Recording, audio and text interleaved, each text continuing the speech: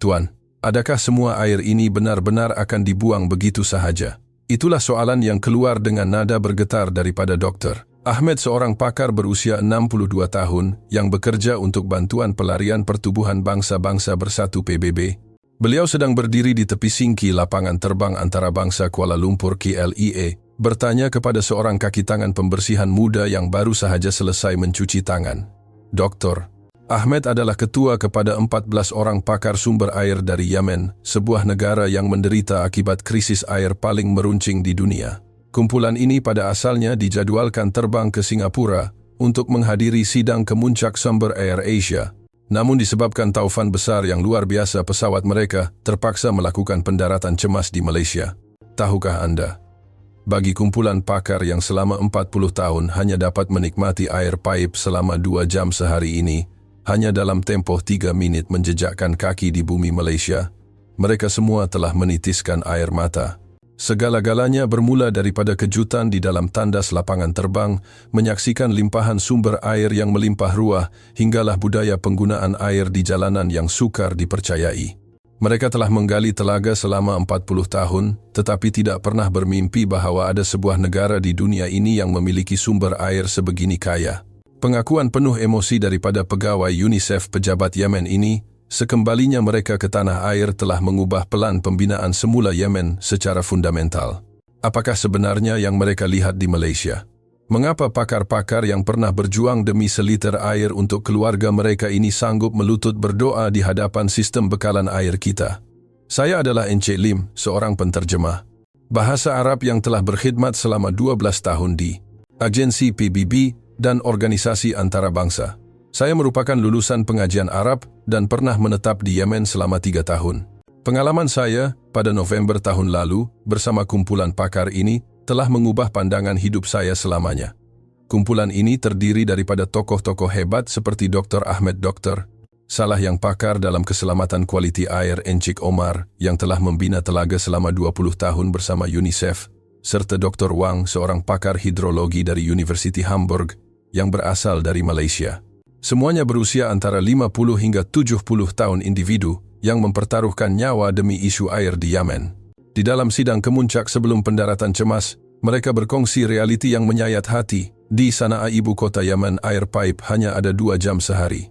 Di kawasan luar bandar, orang ramai terpaksa berjalan kaki selama 5 jam untuk mendapatkan air. Dr.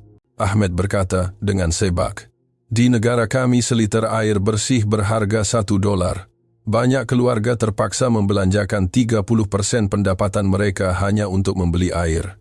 Apabila pesawat mendarat di Kelia pada lewat malam, suasana di dalam kabin diselubungi kebimbangan. Ramai yang hanya mengenali Malaysia sebagai negara teknologi dan kelapa sawit." Encik Omar bertanya kepada saya dengan risau, "Adakah Malaysia mempunyai padang pasir? Adakah air mereka mencukupi?" Sebaik keluar dari pintu balai ketibaan kami menuju ke tandas, di sanalah berlakunya peristiwa yang tidak akan saya lupakan. Apabila Dr. Ahmed meletakkan tangannya di bawah singki sensor, aliran air yang jernih dan kuat terpancar keluar. Tubuh doktor itu mula menggeletar, lalu beliau menangis tersesak-esak. "Selama 40 tahun saya tidak pernah melihat air seperti ini. Ya Allah, adakah ini benar-benar keluar dari paip?" Pakar-pakar lain juga mula menggunakan singki tersebut dengan penuh takjub. Doktor salah. Sebagai seorang doktor sangat menitik beratkan kualiti air. Beliau menadah air paip itu dengan tangannya, merasa sedikit di dalam mulut dan terbeliak matanya. "Ini air bersih. Air yang begitu jernih mengalir terus dari paip. Adakah ini satu keajaiban, doktor?" Wang memegang aliran air itu dengan tapak tangannya sambil berkata dengan suara bergetar, "Hanya dalam 1 menit air yang mengalir ini sudah menyamai bekalan sehari di kampung halaman kami. Air yang kami cari dengan mempertaruhkan nyawa di sini, ia mengalir tanpa henti." Kejutan terbesar adalah reaksi Encik Omar. Beliau melutut di hadapan singki, mengangkat tangan ke langit dan berdoa, "Ya Allah, Engkau pasti sangat menyayangi bumi bertuah Malaysia ini. Engkaulah yang membimbing kami ke negara yang penuh dengan rahmat air ini." Kejutan berterusan di dalam bilik air. Mereka menemui sistem bidet tandas elektronik. Dr. Wang pada mulanya cemas kerana tidak tahu cara menggunakannya. Tetapi selepas saya jelaskan, beliau berseru, "Adakah ini teknologi dari syurga, hanya untuk membersihkan diri? Air yang hangat dan bersih disediakan. Apabila mereka keluar, Doktor Ahmed berkata dengan wajah yang masih basah dengan air mata. Bagi saya yang selama 40 tahun hanya mampu mengelap badan dengan secawan air, adakah Tuhan mengizinkan saya menikmati kemewahan sebegini sepanjang perjalanan di dalam lapangan? Terbang keajaiban tidak terhenti. Terdapat mesin penapis, air water dispenser di mana-mana. Air sejuk suam dan panas boleh diambil secara percuma. Dr. Salah berdiri kaku di hadapan mesin itu. Air di sini seperti udara ada di mana-mana sahaja. Malah ada air panas untuk membancuh teh secara terus. Adakah ini mimpi Encik Omar mengeluarkan botol plastik mengisi air sambil menangis? Saya mau bawa air suci ini pulang untuk anak-anak saya. Jika mereka minum ini, mereka pasti akan sihat. Di dalam tren Clia Express menuju ke KL Sentral, mereka terpaku melihat kebersihan bandar. Dokter, Wang bertanya dengan teruja, adakah tandas boleh digunakan di stesen tren juga? Kita boleh dapatkan air di mana-mana sahaja semasa bergerak. Saya tidak pernah melihat kemakmuran sebegini. Setibanya di hotel pada jam 1.30 pagi, dokter. Ahmed bertanya kepada kaki tangan hotel dengan ragu-ragu. Adakah air di lobi itu benar-benar percuma? Boleh saya minum sebanyak yang saya mahu? Apabila penyambut tetamu menjawab, silakan Tuan Lutut, dokter. Ahmed terasa lemah dan beliau hampir terduduk. Di dalam bilik hotel kejutan, lebih besar menanti. Pancuran air panas shower yang melimpah mendatangkan hibah kepada Dr. Salah. Beliau berbisik, malah air panas pun mengalir tanpa had. Ya Allah, adakah kami telah melakukan dosa sehingga dibawa ke tempat yang seperti syurga ini? Apabila mengetahui tentang fungsi tap mandi Encik Omar, duduk di atas lantai bilik air dan menangis. Satu tap air ini cukup untuk 100 orang penduduk kampung saya hidup selama sehari. Di sini ia digunakan hanya untuk seorang mandi. Jika ini bukan syurga, maka apa lagi? Keesokan harinya di dewan sarapan hotel mereka terpegun melihat timbunan ais dan minuman sejuk. Doktor Wang memegang ketulan ais dengan penuh minat, membekukan air menjadi ais, kemudian membiarkannya cair untuk diminum. Alangkah mewahnya kehidupan di sini. Apabila kami keluar untuk melawat bandaraya Kuala Lumpur, hujan monsun Malaysia turun dengan lebatnya. Dokter Ahmed berhenti mendongak ke langit mendepakkan tangan dan tiba-tiba melutut di atas jalan raya untuk berdoa. Ya Allah, kurniakanlah hujan ini kepada kami juga. Selama 40 tahun setiap kali melihat hujan saya bersyukur, tetapi di Malaysia hujan dianggap sebagai gangguan. Orang ramai menggunakan payung untuk mengelaknya. Rakyat pulau ini benar-benar diberkati. Seorang pejalan kaki rakyat Malaysia yang lalu di situ bertanya dengan risau. Tuan, adakah Anda okey, Encik Omar? Menjawab sambil menangis. Di tempat kami bila hujan turun, seluruh kampung akan menari. Tetapi di sini hujan itu perkara biasa, sehingga orang ramai berteduh di bawah kaki lima. Apabila melihat kolam air dan air pancut di sekitar Putrajaya dan KLCC, mereka sekali lagi keluh tanpa kata. Dokter Salah berkata dengan getaran emosi, air di kolam ini sahaja mampu mengoperasikan hospital di daerah saya selama setahun. Tetapi di sini ia wujud hanya untuk kecantikan pemandangan. Inilah yang dinamakan seni. Di pasar basah mereka melihat timbunan ais yang banyak digunakan untuk mengekalkan kesegaran makanan laut. Dokter Wang bertanya kepada penjual ikan, adakah ais ini dibuat setiap hari? Apabila penjual mengiyakannya, beliau memegang kepala dengan penuh takjub. Demi kesegaran makanan begitu banyak air dan ais digunakan. Kasih sayang rakyat Malaysia terhadap makanan juga disampaikan melalui air. Detik paling mengharukan adalah ketika mereka dibawa merasai pengalaman kolam air panas tempatan. Sebaik masuk ke, 14 orang itu terdiam. Kolam besar yang dipenuhi air panas semula jadi dengan wap yang berkepul-kepul kelihatan, seperti di alam fantasi. Dr. Ahmed duduk di tepi kolam merendam tangannya dengan gemetar. Ya Allah, adakah kemewahan ini dibenarkan? Air kolam ini boleh menyara hidup penduduk kampung saya selama sebulan, tetapi di sini digunakan untuk kesihatan dan relaksasi. Encik Omar menangis teresa-esa di ruang bilik mandi. Selama 40 tahun saya hanya menggunakan secawan air untuk badan, adakah saya layak menggunakan air panas sebanyak ini? Inilah anugerah Tuhan. Seorang pakcik tempatan yang merupakan pelanggan tetap di situ menegur kami. Saya datang berendam setiap hari. Walaupun di rumah ada bilik air, tapi di sini lebih selesa. Apabila saya menterjemah kata-kata itu, Dr. Wang tergamam. Di rumah ada bilik air, tetapi masih ke sini. Kemakmuran air ini telah melahirkan jiwa yang tenang buat rakyatnya. Kejutan tidak berakhir di situ. Apabila melihat petugas pembersihan di stesen LRT mengemop lantai menggunakan air yang banyak, Dr. Salah sangat tersentuh. malah untuk mencuci lantai pun menggunakan air sebersih ini. Ketegasan Malaysia terhadap kebersihan jelas terpancar daripada cara mereka menggunakan air. Kesan paling mendalam adalah semasa menikmati hidangan masakan Malaysia yang berkualiti. Air jernih untuk membasuh ikan air ais, untuk merendam sayur dan air yang digunakan untuk merebus sup ayam semuanya penuh dengan penelitian. Dr. Wang berkata, air telah menjadi sebahagian daripada seni masakan.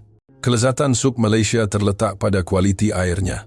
Doktor, Ahmed menitiskan air mata semasa menghirup sup, hanya dengan air rasa yang begitu mendalam dapat dihasilkan. Air kehidupan yang kami perjuangkan di sini menjadi sebuah karya seni.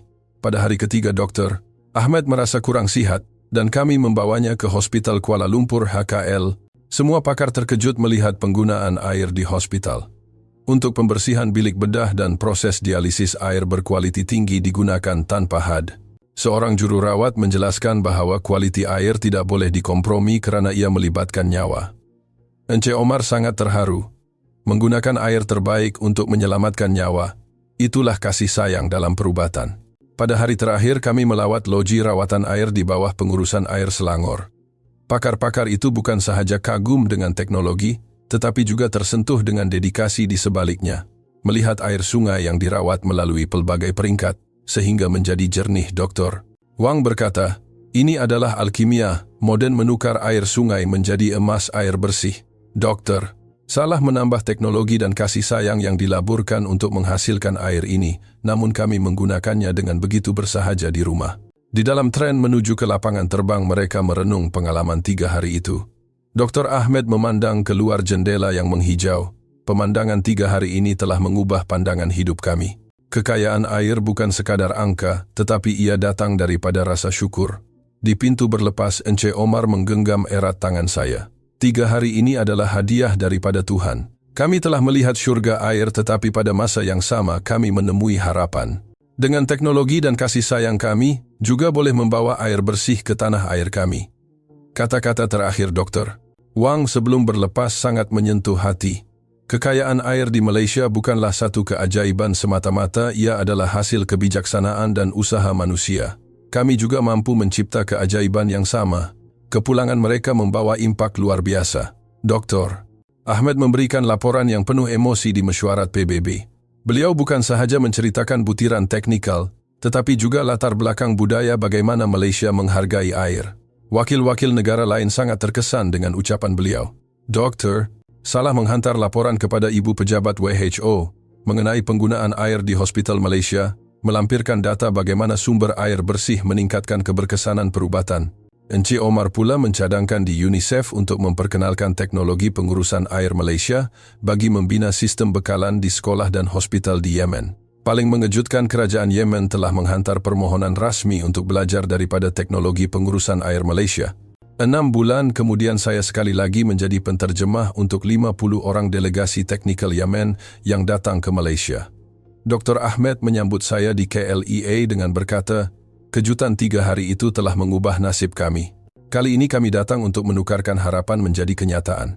Kini projek pengurusan air Malaysia sedang giat dijalankan di Yaman dengan sokongan PBB dan UNICEF.